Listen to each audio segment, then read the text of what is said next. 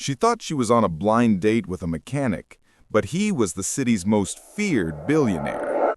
Before we begin, leave a comment telling us which city you're watching from. And don't forget to rate this story from 0 to 10 at the end. Enjoy the story. When her best friend Jess showed up at her workshop with that particular gleam in her eye, Hannah knew exactly what was coming. "I found someone perfect for you," Jess had said, leaning against a half-refinished dresser. "He's nothing like those corporate jerks you keep dating." Hannah had looked up from the chair legs she was sanding, one eyebrow raised. "That's what you said about David." "This is different. He's a mechanic, works with his hands, just like you. No pretense, no ego, just a good guy." Hannah had wanted to say no. She'd said no to the last 4 setups, but there was something about the way Jess described him, something about the idea of meeting someone who understood the satisfaction of fixing broken things that made her pause. And in that pause, Jess had already pulled out her phone and started typing. Hannah Cooper had built her life with her own hands, literally. Her apartment in Brooklyn smelled of wood varnish and linseed oil. The floors perpetually dusted with sawdust no matter how many times she swept. She restored furniture for a living, taking broken, discarded pieces and turning them into something people wanted again. It was honest work, work that made sense. You could see the transformation, touch it, sit on it. Her love life, on the other hand, made no sense at all. 3 months ago, she'd ended things with Marcus, a finance guy who spent their entire relationship explaining things she already knew and checking his phone during every meal. Before him was David, who introduced her as his contractor at a party despite knowing exactly what she did. And before David was a string of men who saw her work as charming rather than serious, a hobby rather than a career. The cafe in Williamsburg was the kind of place that tried too hard to look like it wasn't trying at all. Exposed brick, mismatched chairs, a chalkboard menu with unnecessarily ornate handwriting. Hannah arrived exactly on time, which meant she was there first. She ordered a coffee and chose a table near the window, where the afternoon light made everything look softer than it actually was. She thought she was on a blind date with a mechanic, but he was the city's most feared billionaire. Before we begin, leave a comment telling us which city you're watching from. And don't forget to rate this story from 0 to 10 at the end. Enjoy the story. When her best friend Jess showed up at her workshop with that particular gleam in her eye, Hannah knew exactly what was coming. "I found someone perfect for you," Jess had said, leaning against a half-refinished dresser. "He's nothing like those corporate jerks you keep dating." Hannah had looked up from the chair legs she was sanding, one eyebrow raised. "That's what you said about David." "This is different. He's a mechanic, works with his hands, just like you. No pretense, no ego, just a good guy." Hannah had wanted to say no. She'd said no to the last 4 setups, but there was something about the way Jess described him. Something about the idea of meeting someone who understood the satisfaction of fixing broken things that made her pause. And in that pause, Jess had already pulled out her phone and started typing. Hannah Cooper had built her life with her own hands, literally. Her apartment in Brooklyn smelled of wood varnish and linseed oil. The floors perpetually dusted with sawdust, no matter how many times she swept. She restored furniture for a living, taking broken, discarded pieces and turning them into something people wanted again. It was honest work, work that made sense. You could see the transformation, touch it, sit on it. Her love life, on the other hand, made no sense at all. 3 months ago, she'd ended things with Marcus, a finance guy who spent their entire relationship explaining things she already knew and checking his phone during every meal. Before him was David, who introduced her as his contractor at a party, despite knowing exactly what she did. And before David was a string of men who saw her work as charming rather than serious, a hobby rather than a career. The cafe in Williamsburg was the kind of place that tried too hard to look like it wasn't trying at all. Exposed brick, mismatched chairs, a chalkboard menu with unnecessarily ornate handwriting. Hannah arrived exactly on time, which meant she was there first. She ordered a coffee and chose a table near the window, where the afternoon light made everything look softer than it actually was. She saw him before he saw her. He stood outside for a moment, visible through the glass, running a hand through his hair that looked like it had been recently cut but already refused to cooperate. He wore jeans and a plain gray Henley, the kind of outfit that should have been unremarkable but somehow looked deliberate. When he finally pushed through the door, his eyes found hers immediately, and he smiled. It was a good smile, uncertain but genuine. "Hannah?" he asked, approaching the table. She nodded. "Ethan?" "Ethan Cross." He extended his hand and she shook it, noting immediately that his palm was smooth, not calloused, not rough, not the hand of someone who spent their days covered in engine grease. He sat down across from her and she noticed the watch. It was subtle, elegant, the kind of thing that whispered money rather than shouted it. She decided not to say anything. Not yet. "So Jess tells me you restore furniture," Ethan said, and there was real interest in his voice, not the polite kind people used when they were really just waiting to talk about themselves. "I do. Been doing it for about 6 years now. Started as a side thing, became a full-time thing." She watched him carefully. "And you're a mechanic?" "Yeah." He shifted slightly in his seat. "Cars, mostly. Some motorcycles. It's good work. Satisfying, you know? Taking something that's broken and making it run again." Hannah sipped her coffee. "I do know. What kind of cars do you work on most?" "Oh, you know, all kinds.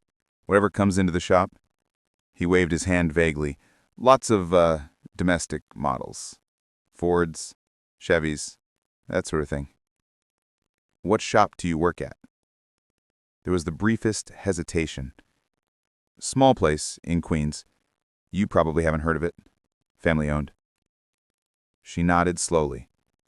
"Do you specialize in anything? Transmissions, electrical, engine work?" "Bit of everything, really." He smiled again, but this time it didn't quite reach his eyes. "Jess mentioned you live in Brooklyn." The deflection was smooth, but obvious. Hannah let him have it. She did, in fact, live in Brooklyn, and she told him about her neighborhood, about the coffee shop on the corner run by a Turkish family, about the community garden where she sometimes sat when she needed to think. And as she talked, she watched him relax, watched the tension leave his shoulders. They stayed at the cafe for 2 hours. The conversation flowed easily once they moved away from his supposed profession. He asked thoughtful questions. He listened more than he talked. He had a way of tilting his head slightly when she said something that interested him, like he was trying to hear not just the words, but the meaning behind them. When he laughed, it was unguarded, the kind of laugh that made other people smile even if they didn't know what was funny. But the inconsistencies piled up. He mentioned working late the previous night, but his hands showed no trace of grease, no embedded dirt, no cuts or scrapes. When she asked about the most difficult repair he'd ever done, his answer was oddly vague, heavy on generic terms like complex and challenging, but light on actual mechanical detail. And that watch kept catching the light, elegant and expensive, completely wrong for someone who supposedly spent their days under car hoods. Hannah knew she should feel annoyed, maybe even angry. Here was another man lying to her, playing some kind of game she hadn't agreed to play. But instead, she felt curious. And beneath the curiosity, something else, something that felt dangerously close to tenderness. Because the thing was, he wasn't a good liar. Every deflection made him slightly uncomfortable. Every vague answer seemed to cost him something. And the moments when he was genuinely himself, when he forgot to maintain the pretense and just talked about things that interested him, architecture and old movies, and the way cities changed after dark, those moments were so unguarded and real that Hannah found herself leaning forward, wanting more of them. When they finally left the cafe, the sun was starting to set, painting the street in shades of amber and rose. They stood on the sidewalk, that awkward moment where neither person wants to be the first to leave. "I'd like to see you again," Ethan said. "If you want to." Hannah looked at him, at his uncertain smile and expensive watch and hands that had never changed oil. At the way he stood, like someone trying to take up less space than he actually occupied. At the contradiction of him. "I'd like that too," she said. And she meant it. Over the next 2 weeks, they fell into a pattern. Coffee on Wednesday, dinner on Friday, a long walk through Prospect Park on Sunday. With each meeting, Hannah learned more about the real Ethan, the one who existed beneath the mechanic costume. He was thoughtful and surprisingly well-read. He had strong opinions about urban planning and could discuss the merits of different architectural movements with genuine passion. He knew an unsettling amount about wine for someone who supposedly fixed cars for a living. And he was still a terrible liar. During their second date, she'd asked him what kind of tools he used most often, and he'd frozen like a student called on in class without having done the reading. "Wrenches?" he'd said finally. "Lots of wrenches. Different sizes." She'd nodded seriously. "What's your favorite size?" He'd blinked at her. "Favorite size?" "Yeah, of wrench. You must have one you reach for more than others." "Oh, medium? The medium-sized ones?" She'd had to turn away to hide her smile. There was something endearing about how bad he was at this, how clearly uncomfortable the deception made him. A skilled con artist would have prepared better, would have learned enough vocabulary to be convincing. Ethan seemed to be making it up as he went along, poorly, and hating every second of it. On their fourth date, Anna decided to test him. "My apartment has been making this weird noise," she said as they shared a pizza at a small Italian place in her neighborhood. "Like a rattling sound in the walls. Do you think you could take a look, since you're good with mechanical things?" She watched him carefully. This was the moment where he could come clean, where he could laugh and admit he had no idea what he was doing. But instead, she saw something shift in his expression, a kind of determination. "Of course," he said. "I'd be happy to help."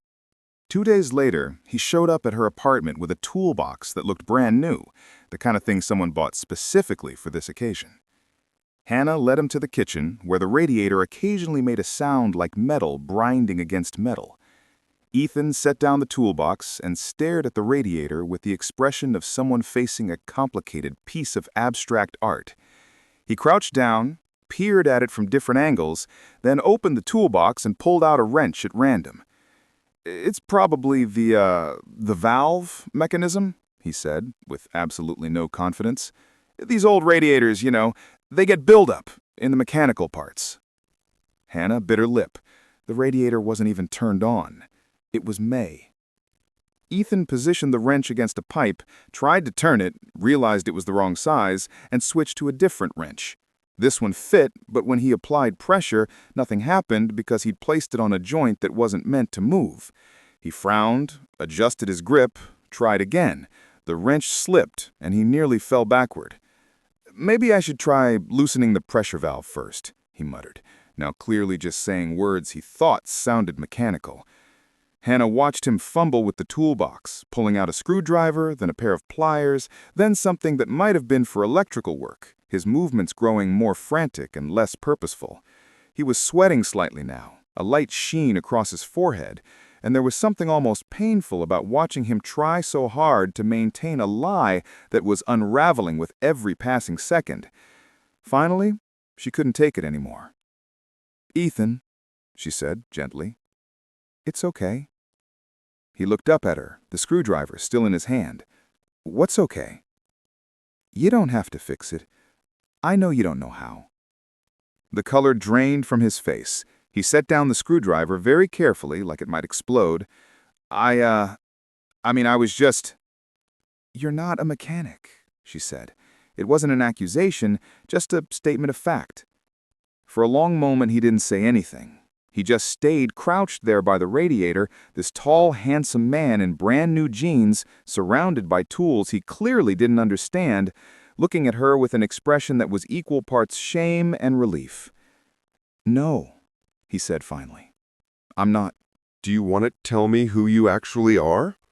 He stood up slowly, dusting off his hands in a gesture that seemed more about needing something to do than actual cleanliness. "Can we sit down?" They moved to her small living room, sitting on opposite ends of the couch she'd reupholstered herself. Ethan leaned forward, elbows on his knees, hands clasped together. "My name really is Ethan Cross," he began. "But I don't fix cars. I run a company. A pretty large company. Cross Industries." Hannah knew the name. Everyone in New York knew the name. Cross Industries was one of those conglomerates that had fingers in everything: real estate, manufacturing, technology. The kind of company that shaped skylines and influenced policy. She'd seen the logo on buildings, on construction sites, on business headlines. "You're that Ethan Cross," she said quietly. He nodded. "My father built the company. He died 3 years ago, and I inherited it, along with the name, the reputation, the expectations, the people who want something from me, the ones who hate me for having what I have, the ones who pretend to like me because of what I can do for them. Why lie about it?" He looked at her then, really looked at her, and his eyes were tired in a way that had nothing to do with sleep. "Because I wanted to meet someone who saw me. Just me. Not the company, not the money, not the potential benefit of knowing Ethan Cross. I wanted to have a conversation where I wasn't performing, where I could just be a person." "So you decided to be a mechanic?" A small, self-deprecating smile. "I didn't think it through very well, obviously. I just thought, pick something normal, something working class, something that wouldn't intimidate anyone or make them treat me differently." He shook his head. "I didn't expect to meet someone like you." "Someone like me?" "Someone real. Someone who actually listened when I talked. Someone who made me want to be honest even while I was lying." He met her eyes. "I've been on dozens of dates over the past 2 years, Hannah. Every single one felt like a transaction. People sizing me up, calculating what I could offer them, performing the version of themselves they thought I'd want. You were the first person who just talked to me like a human being. Because I thought you were a mechanic. The irony isn't lost on me." Hannah sat back against the couch, processing. She should feel angry. She should feel manipulated. But mostly, she felt sad. Sad for this man who had so much that he had to pretend to have nothing just to find something genuine. Sad that wealth had isolated him so completely that he didn't know how to connect without deception. Sad that they'd found something real, built on something false. "I don't care that you're rich," she said finally. "I care that you lied. I care that you've been watching me fall for a person who doesn't exist." "He does exist," Ethan said urgently. "Everything I told you about myself was true. My thoughts, my feelings, my interests, all of that was real. The only thing I lied about was how I spend my weekdays. That's not a small thing." "I know." He ran his hands through his hair, frustrated with himself. "I know. And I'm sorry. I should have told you earlier. I should have told you on the first date. He trailed off, searching for words. "I like the way you looked at me. Like I was just the guy you were getting to know. Not a dynasty or a bank account or a stepping stone to something else. I didn't want that to change." They sat in silence for a while. Outside, someone was playing music, a bass line thumping through the walls. A car alarm went off and then stopped. The ordinary sounds of the city continuing around them while everything between them recalibrated. "What happens now?" Hannah asked. "That's up to you," Ethan said. "I understand if you don't want to see me again. I understand if this broke something that can't be fixed. But if you're willing, I'd like to start over. No more lies, no more pretending. Just me, exactly as I am." Hannah looked at him, at this complicated, flawed, lonely man sitting in her living room, surrounded by furniture she'd restored with her own hands. She thought about the past 2 weeks, about the conversations they'd had, about the way he listened, about the moments when he forgot to be careful and let her see his uncertainty and hope and fear. She thought about the difference between who someone is and who they're afraid they are. "I need time," she said. To think about this. He nodded. That's fair. That's more than fair. But I'm not saying no. Something shifted in his expression, something bright and fragile. You're not? I'm saying I need time. Can you give me that? I can give you whatever you need. He left shortly after, leaving the toolbox behind. Hannah sat alone in her apartment for a long time, staring at the radiator he'd tried so earnestly and incompetently to fix.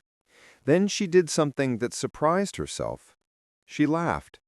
It started small, just a quiet chuckle, but it built until she was laughing hard enough that tears formed in her eyes. Because it was absurd, all of it. The terrible lies, the expensive watch, the brand-new tools, the way he'd said medium-sized wrenches with such desperate conviction, the fact that a billionaire had stood in her apartment, sweating and fumbling and trying so hard to be someone he wasn't, all because he wanted her to like him. And the truly absurd part, the part that made her laugh and cry at the same time, was that she did like him. Not despite the mess, but because of what the mess revealed. That beneath the wealth and the name and the empire, there was just a person, scared and hopeful and terrible at lying, trying, in his own misguided way, to find something genuine in the world that had taught him to trust nothing at face value.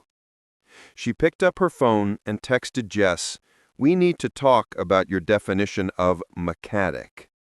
3 days later, Hannah called him. They met at a different cafe, neutral territory. And this time when he walked in, he looked different. Still handsome, still that slightly uncertain smile, but something had changed. He seemed more solid somehow, more present, like he wasn't trying to fold himself into a smaller, more acceptable shape. They talked for hours. He told her about growing up in his father's shadow, about boarding schools and business meetings he attended as a teenager, about the pressure of inheriting a legacy he never asked for. He told her about the loneliness of never knowing if people liked him or what he represented, about the exhaustion of always performing competence, always being the one who had to have answers, always being watched and judged and measured against an impossible standard. And Hannah told him about building her business from nothing, about the clients who tried to underpay her because she was a woman, about the satisfaction of bringing broken things back to life, about the small victories and daily frustrations of making art that people sat on. She told him about her own loneliness, the different kind, where people saw her but didn't take her seriously, where her work was cute instead of skilled, charming instead of professional. They found common ground in unexpected places. Both knew what it felt like to be underestimated. Both understood the frustration of being reduced to a single dimension. Both had built walls between themselves and the world, though their walls were made of very different materials. Over the next month, they fell in love. The real kind, built on truth instead of pretense.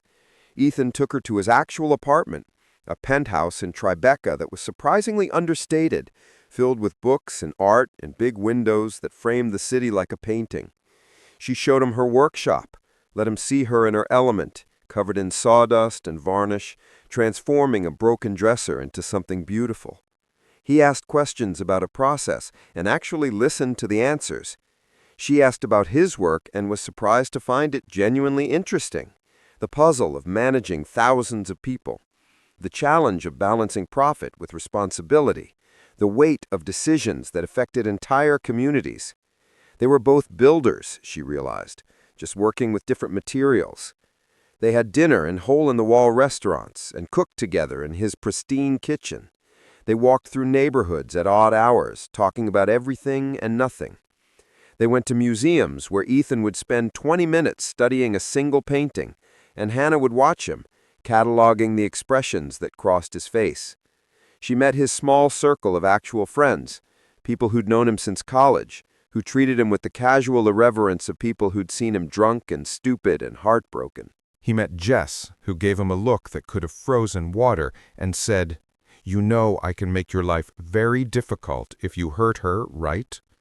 And Ethan had replied, very seriously, "I would expect nothing less." It felt real. It felt right. It felt like the beginning of something that could last. And then Hannah made a mistake.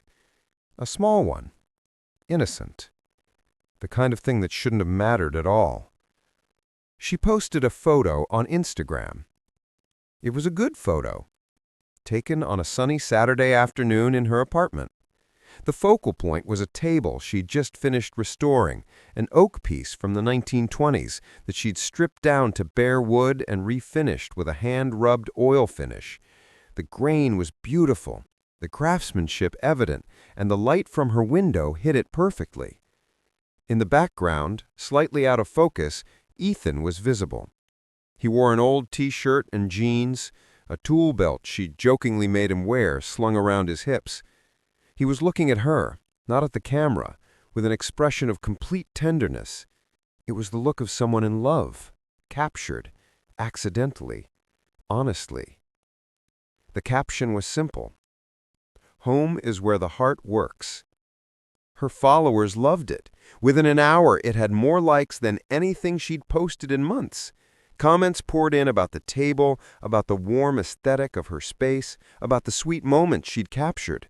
A few lifestyle blogs she followed reposted it, praising her work and the authentic, down-to-earth vibe of her feed. For 2 days, it was just a nice post. A small moment of professional validation and personal happiness shared with the few thousand people who followed her work. And then, everything exploded. A gossip account called Elite Secrets, known for identifying celebrities and wealthy people trying to avoid attention, posted a side-by-side comparison. On one side was Hannah's photo, zoomed in on Ethan's face. On the other was a professional shot from a business magazine taken at a charity gala 2 years earlier. The same face. Older, more formally dressed, but unmistakably the same person. The caption read, "Brooklyn furniture designer Hannah Cooper thinks she's dating a handy guy named Ethan, but her cute mechanic boyfriend is actually Ethan Cross, heir to the Cross Industries fortune worth an estimated $2.8 billion. Either she's the most naive woman in New York, or she's playing the long game. Either way, this just got interesting." The post went viral. Not just among the gossip account's followers, but across platforms, picked up by celebrity news sites, business blogs, and eventually mainstream media outlets. Within 12 hours, Hannah's name was trending.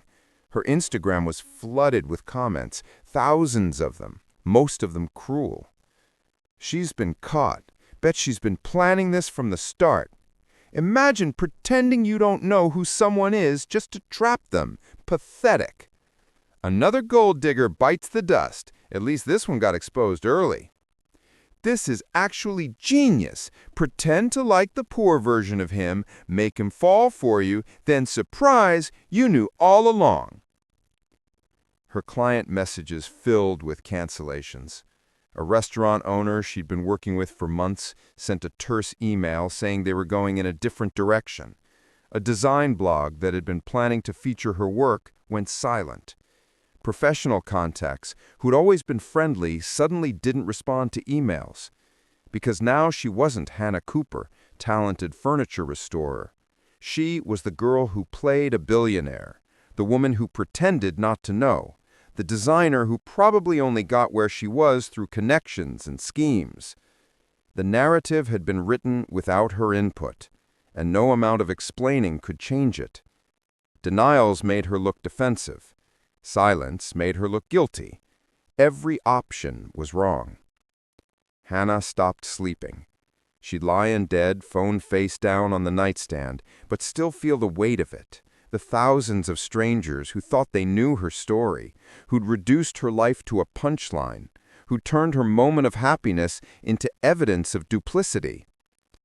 Jess came over and found her still in bed at 2 in the afternoon, curtains drawn, phone finally turned off. "You have to talk to him," Jess said gently. "This isn't your fault, but you two need to figure out how to handle it together." But Hannah shook her head. "This is exactly his fault. He created this. He built the lie. And now I'm the one buried under it. So tell him that." What's the point? He's Ethan Cross. He'll have his PR team release a statement, and maybe some of the heat will die down, but I'll still be the furniture designer who dated a billionaire. That's my whole identity now. Everything I built is gone. That's not true, isn't it? Hannah sat up, and Jess was startled by how exhausted she looked. I had clients who respected my work. I had a reputation I spent 6 years building. Now I'm a meme. Now every project I get, people will wonder if it's because of him. Every success will have an asterisk. And even if we break up, even if I never see him again, I'll still be the girl from that story. That doesn't go away. Jess didn't have an answer for that because they both knew it was true. Hannah spent 3 more days in a fog of anger and grief. Anger at Ethan for not understanding what his world could do to hers. Anger at herself for posting the photo, for not being more careful, for allowing herself to be happy without considering the consequences. Grief for the career she'd built, for the privacy she'd lost, for the simple joy of creating something with her hands without the weight of public judgment. But beneath the anger and grief was something harder to admit. Heartbreak, because she missed him. She missed his terrible jokes and the way he tilted his head when he was thinking.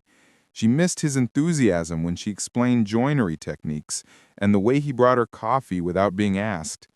She missed the version of herself she'd been with him, the one who laughed easily and believed in good things. And she hated that she missed him, because missing him felt like a betrayal of herself, of everything she'd lost because of his choices. On the 4th day, she made a decision. She couldn't hide forever. She couldn't let this destroy everything. But she needed him to understand, to really, truly understand what he'd done. She took the subway to Tribeca, to the building she'd visited 6 times in the past month when things were good and the future felt open. The doorman recognized her and let her up without question, though she saw pity in his eyes and knew he'd seen the stories. She knocked on Ethan's door.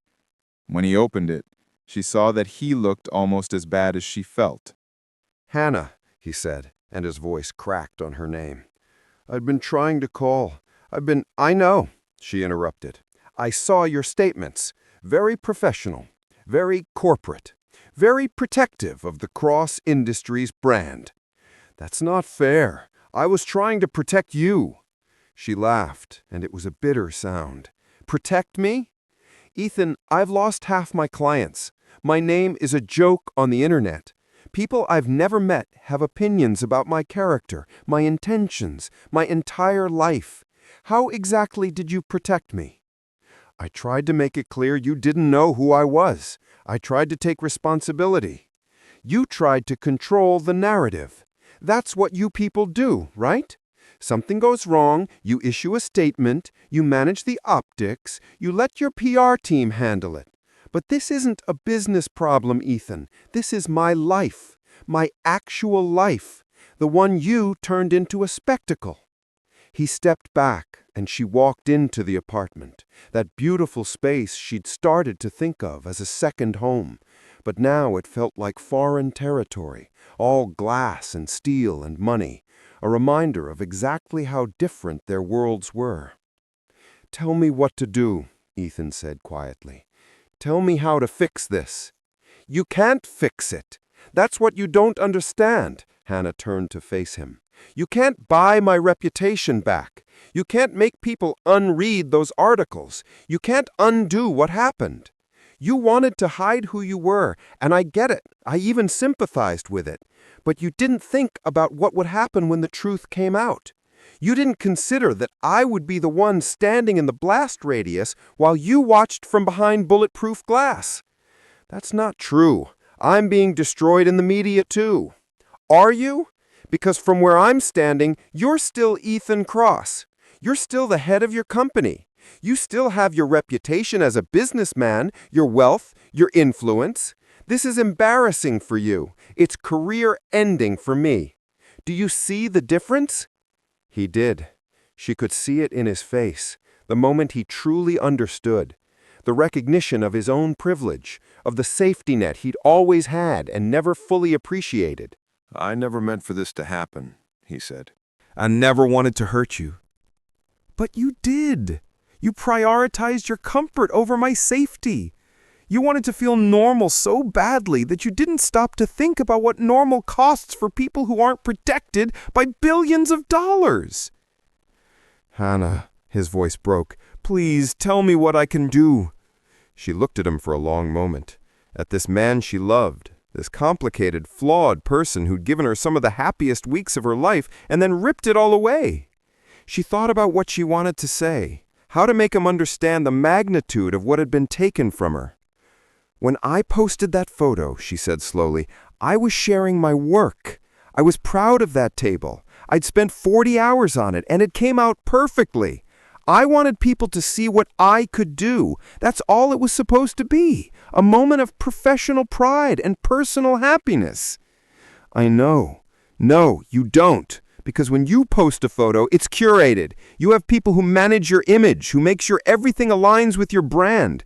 When you appear in public, it's strategic. You're always protected, always in control. But I'm not. I was just living my life, sharing my work, and you turned it into a headline. She felt tears starting, but refused to let them fall. Not here, not in front of him. You took the story I was writing about myself, and you erased it. Now when people Google my name, they don't see my furniture, they don't see my designs, they see gossip articles about how I dated a billionaire. You turned me into a supporting character in your drama, and I never auditioned for that role. Ethan sat down heavily on the couch. I'm sorry. I'm so sorry. It sounds inadequate because it is inadequate. There's nothing I can say that would be enough. No, there isn't. They sat in silence. Outside, the city continued its indifferent rhythm. Horns honked, sirens wailed in the distance. People went about their lives, completely unaware that in this expensive box in the sky, something important was breaking. I think, Hannah said finally, that you need to understand something. I didn't fall in love with your money. I didn't even fall in love despite your money. I fell in love with the person you were when you forgot to perform. When you were fumbling with tools you didn't understand and laughing at yourself. When you talked about architecture like it was poetry. When you listened to me explain dovetail joints like it was the most fascinating thing you'd ever heard. She stood up, needing to move, needing to put distance between them.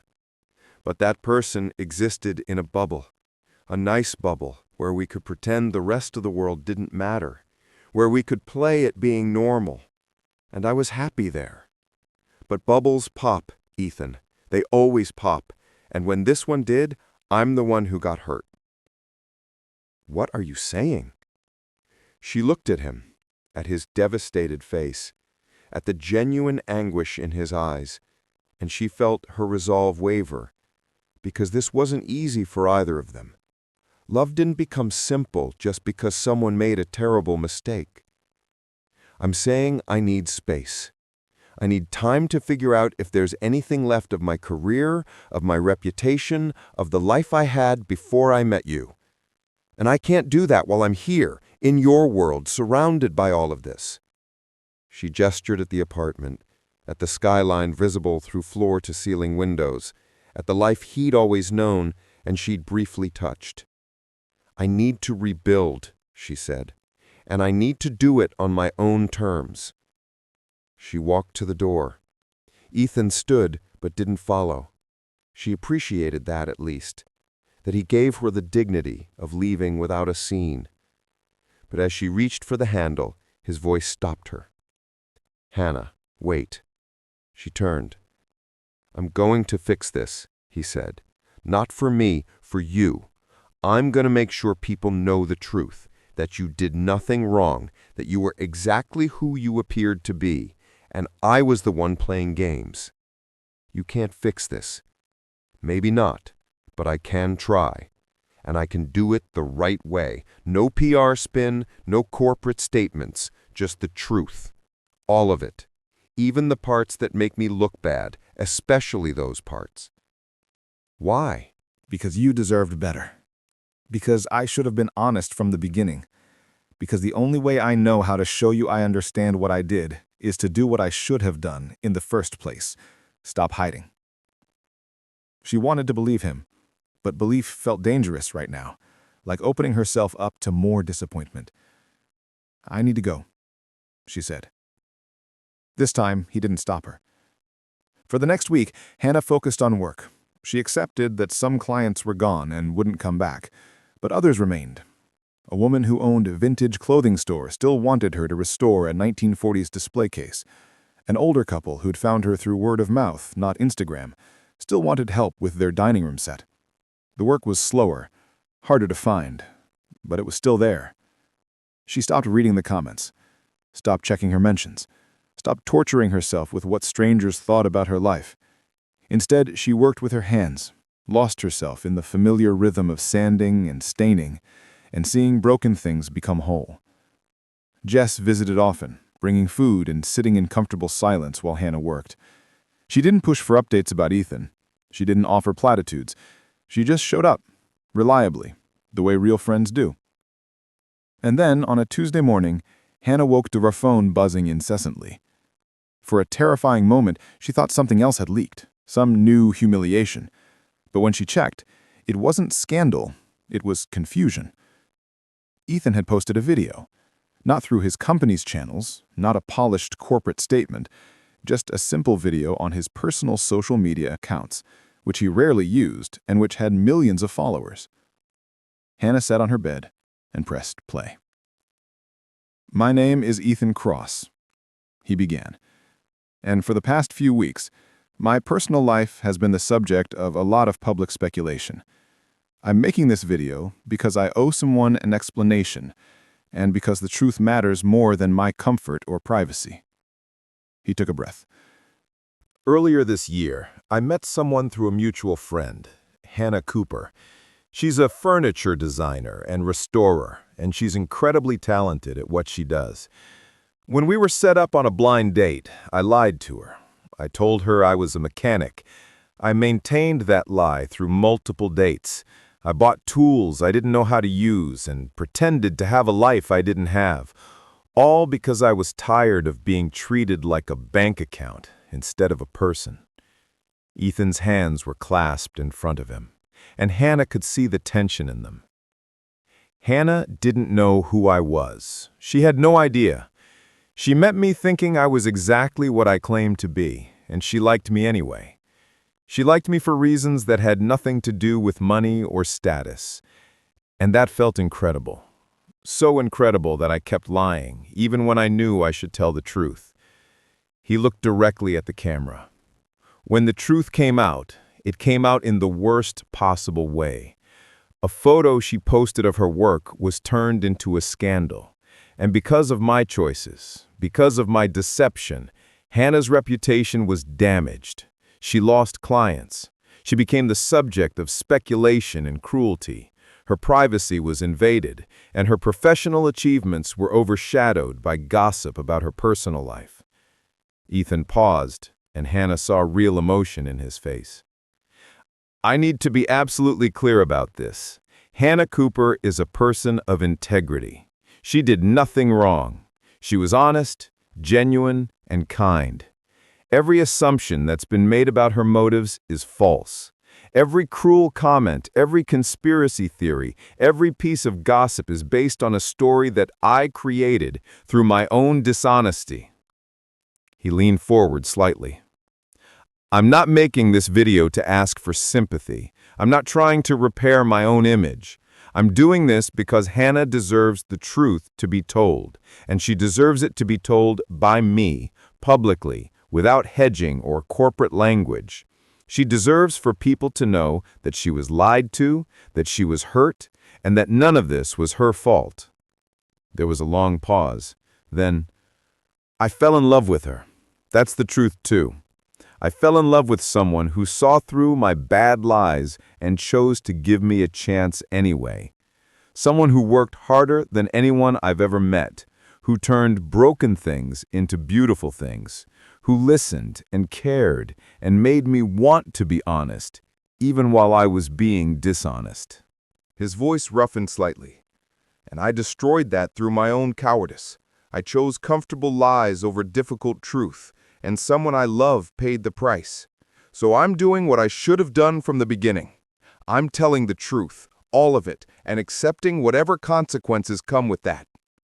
He looked tired, and smaller somehow, stripped of the armor that wealth and power provided.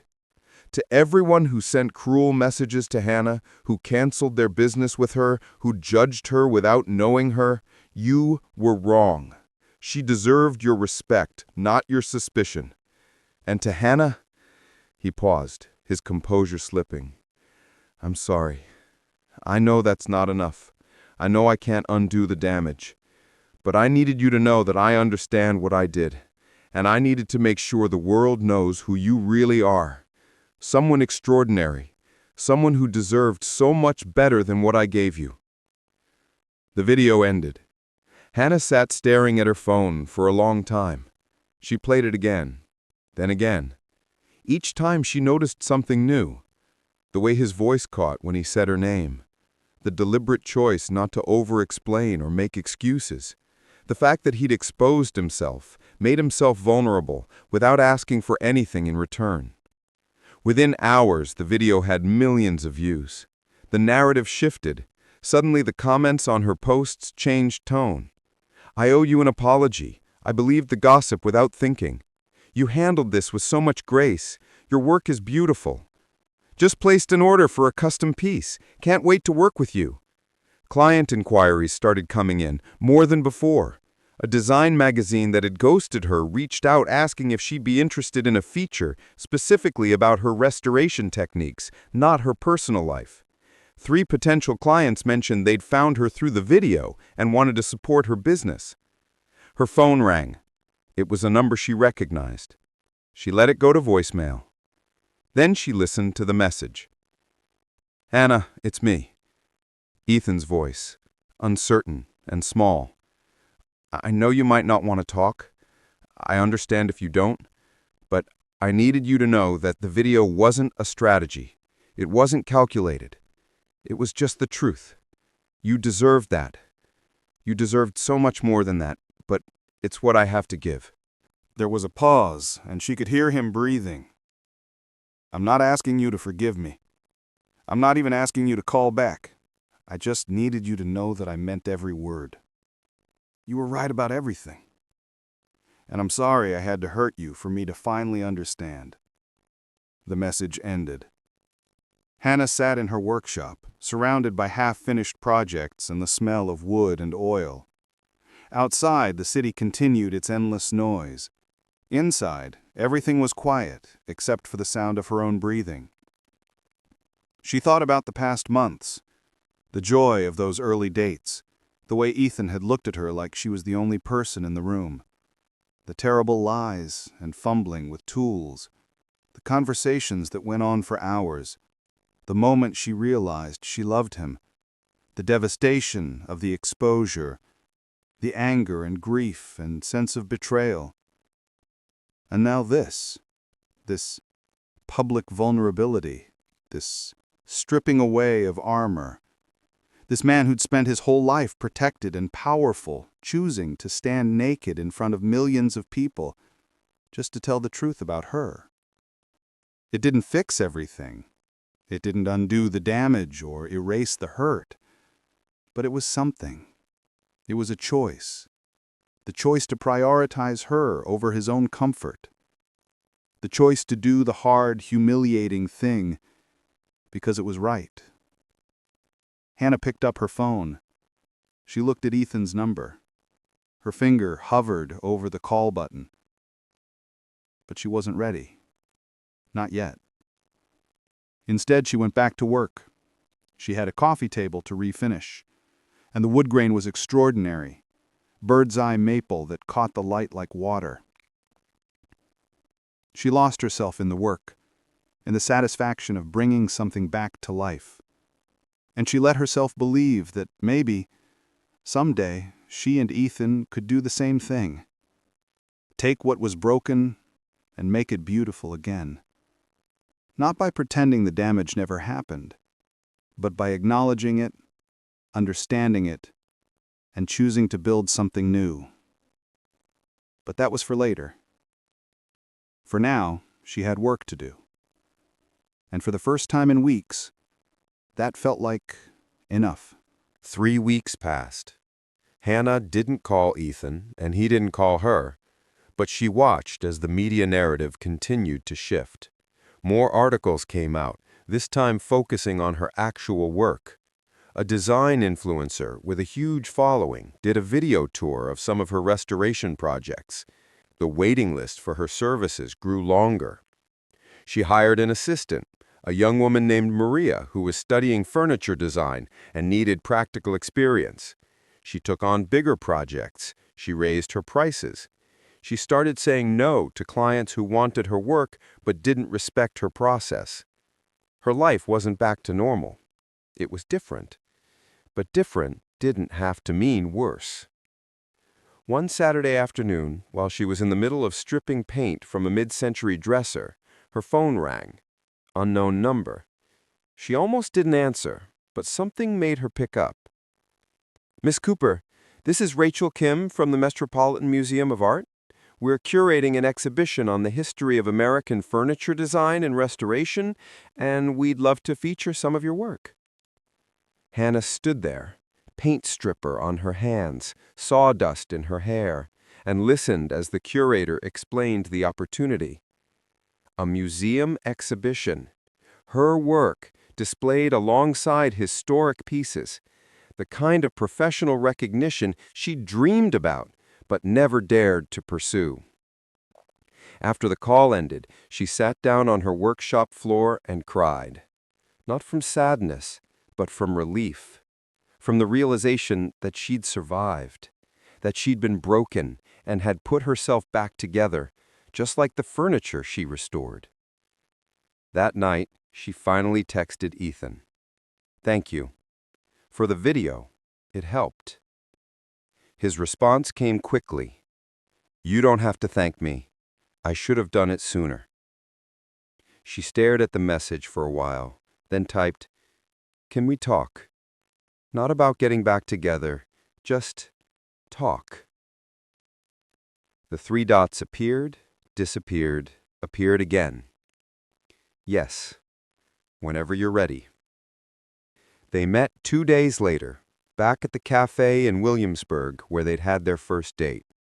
It felt appropriate somehow, coming full circle to where everything began. Ethan was already there when she arrived, sitting at the same table by the window. He looked different. Thinner, maybe. Definitely more tired. But also more present. More solid. Like he'd stopped trying to be smaller than he was. "Hi," he said as she sat down. "Hi." They ordered coffee, made awkward small talk about the weather and the neighborhood. And then, finally, Hannah said what she'd come to say. "I'm not here to get back together. I know. I'm here because I needed to see you, to see if the person I fell in love with is still there, or if that was just a character you played." Ethan looked down at his coffee.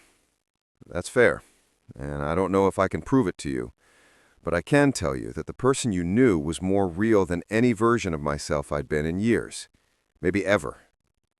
"Why?" "Because you didn't want anything from me. You didn't need me to be confident or successful or perfect. You just wanted me to be honest. And even though I failed at that spectacularly, it was the first time I felt like I had permission to be uncertain, to not have all the answers." Hannah wrapped her hands around her mug, feeling the warmth seep through the ceramic. "I've been thinking a lot about what you said in the video, about choosing comfortable lies over difficult truth. I meant that. I know you did. And I've realized that I've done the same thing sometimes.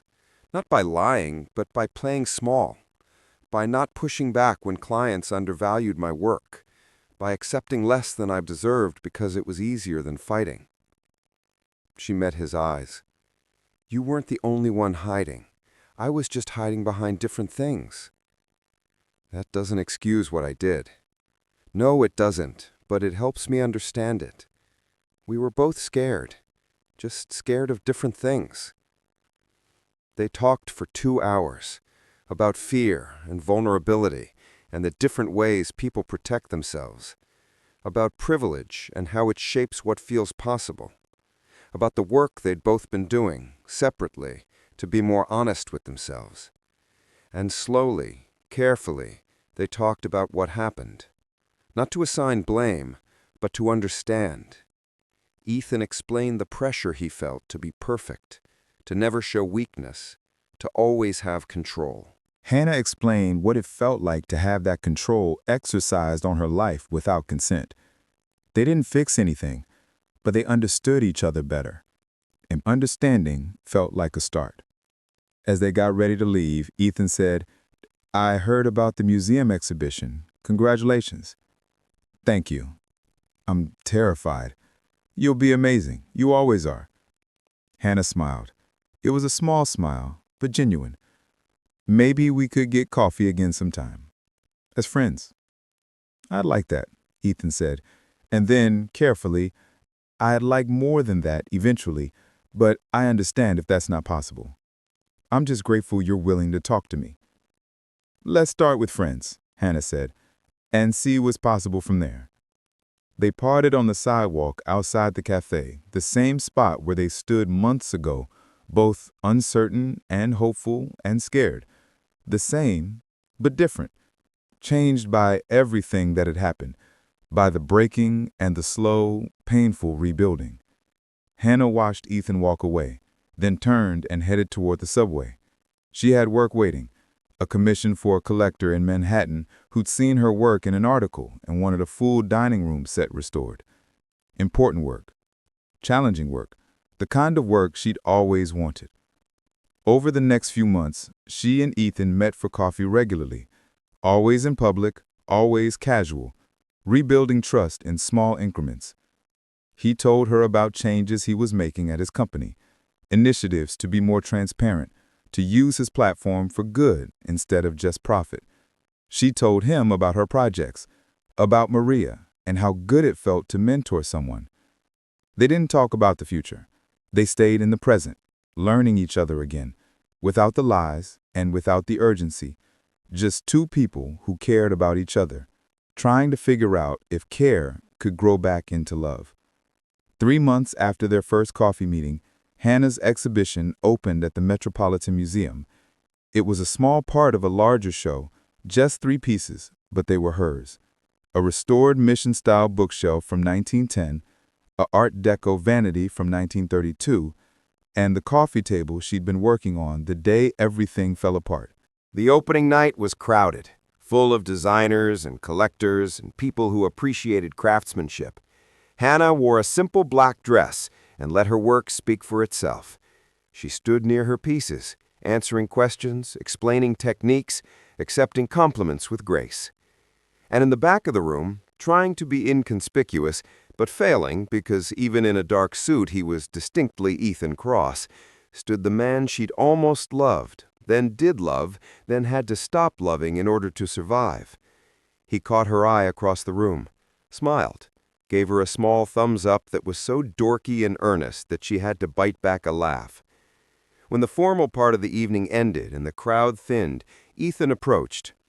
"Your work is extraordinary," he said. "I knew it before, but seeing it here, in this context, Hannah, you belong here." "Thank you," she said. And then, surprising herself, "Thank you for coming. I wouldn't have missed it." He paused, then pulled something from his pocket, a folded piece of paper. "I wrote you something. You don't have to read it now, or ever, honestly, but I wanted you to have it." She took the paper, felt the weight of it, whatever words it contained. Ethan turned to go, but Hannah's voice stopped him. "Wait," she said. "Do you want to get dinner? There's a place around the corner. Nothing fancy." He turned back, and the hope in his face was so naked it almost hurt to look at. "I'd love that." They walked to a small Italian restaurant, the kind with checked tablecloths and candles in wine bottles. They ordered pasta and shared a bottle of wine, and the conversation flowed the way it had in the beginning, easy and genuine. Hannah told him about a new project, a commission to restore furniture for a historic brownstone.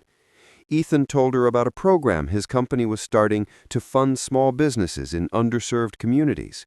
They talked about books they'd read and movies they'd seen, and the weird sculpture that had just been installed in Washington Square Park. And then, over tiramisu, Hannah pulled out the folded paper. "Can I read this now?" She unfolded it.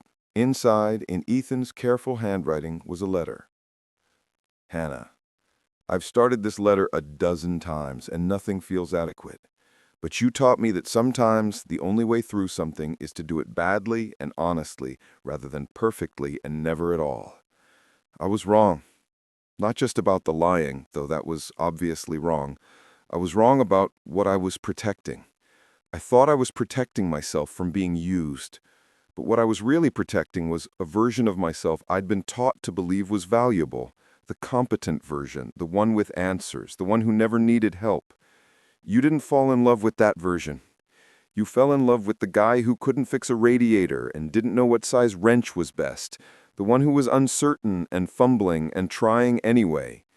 And that terrified me because if you loved that version, I had to admit it was real. I had to stop performing. I've spent the last few months trying to be more honest, not just with you, but with myself. It's harder than I expected. There's no script for it, no metrics to measure success, just the daily choice to be vulnerable instead of protected. I don't know if we'll ever be together again. I don't know if I've earned that.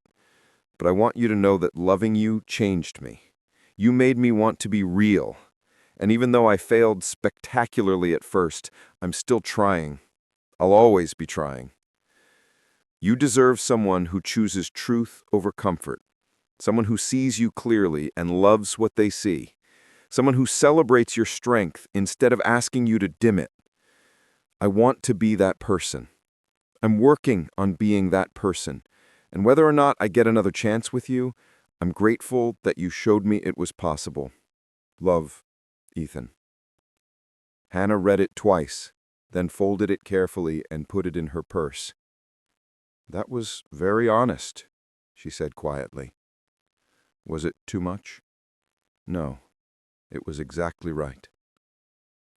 They looked at each other across the table, across the months of hurt and healing, across the distance they'd both had to travel to get back to this moment. "I'm not ready to jump back in," Hannah said. "I need to keep rebuilding on my own terms. I need to know that my success is mine, that my life is mine, separate from you. I understand. But I don't want to lose you either." She reached across the table, and after a moment, Ethan took her hand. "So maybe we take it slow. Maybe we keep being honest, even when it's hard. Maybe we build something new instead of trying to get back what we had." His fingers tightened around hers. "I can do slow. I can do honest. I can do whatever you need. And no more lies. Ever. About anything. No more lies." He said it like a vow. "You have my word." They sat there for a while, hands clasped across the table, the restaurant warm around them, the city humming outside. Not everything was fixed. Not everything was forgiven. But they were here, present, real. And sometimes that's enough. Sometimes that's everything. 6 months later, Hannah opened her own studio in Red Hook, a large space with good light and room for multiple projects. The opening was small, just friends and a few clients, but it felt significant, a marker of how far she'd come. Ethan was there, of course. He'd helped her move equipment despite still being absolutely useless with tools, which had become a running joke between them. He stood to the side during her informal tour, letting her have the spotlight, but his pride was visible. They were together again, officially, but it looked different this time. They'd established boundaries. Hannah kept her own apartment, her own space. Ethan was learning to exist in her world without dominating it, to support without overshadowing. They had a weekly check-in where they talked about what was working and what wasn't, an idea from the couples therapist Hannah had insisted they see. It wasn't always easy. They fought sometimes, real fights, about real things, about the attention that still followed Ethan, about the ways his privilege showed up in unexpected places, about her fear of being defined by their relationship. But they fought honestly, without shutting down or deflecting, and they always came back to each other. Because the truth was, they worked, not despite their differences, but because of them. Ethan challenged Hannah to advocate for herself, to raise her prices, to demand the respect she deserved. Hannah challenged Ethan to be vulnerable, to admit when he didn't have answers, to stop performing competence and just be human. They made each other better, and they made each other happy. One Sunday morning, lying in bed in Ethan's apartment, Hannah said, "Do you ever think about how different things might have been if you'd been honest from the start?" Ethan was quiet for a moment, running his fingers through her hair. "All the time. Maybe we would have skipped all the pain. Or maybe we wouldn't have made it at all. Maybe I needed to fall for you without knowing who you were. Maybe you needed to see that someone could love you without the empire attached. Maybe." He kissed the top of her head. "I just wish I'd been braver sooner." "You're brave now. That counts." "Is it enough?"